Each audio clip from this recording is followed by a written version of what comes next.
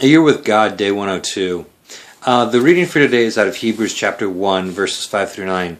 And in the reading, the emphasis is on the supremacy of Jesus Christ. And the commentary reading is talking about the idea of worshiping God and not our spiritual experiences. And this is something that, given my personal background, really resonates with me.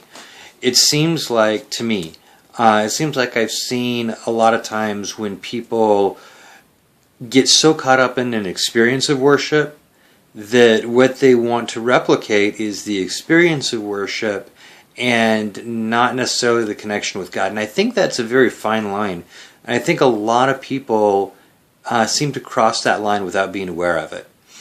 And their focus becomes more on the worship experience than on the God that they're worshiping. And I think that becomes a problem. I think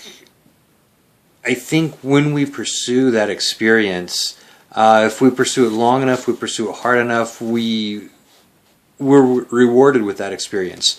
We understand how to get to that experience, how to manufacture those feelings. But that's not what worship is about. Worship is about our communion with God and not the spiritual experiences that we can have.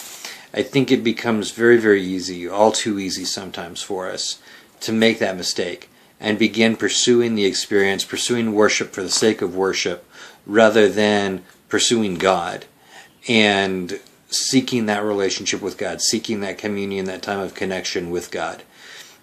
I think instead we get tied up all too often, all too easily, on the experience of worship, the form of worship, the method of worship, and we forget the heart of worship, which is time spent in communion, in the presence of God, in serving God, in retelling the story of God, in that community with God.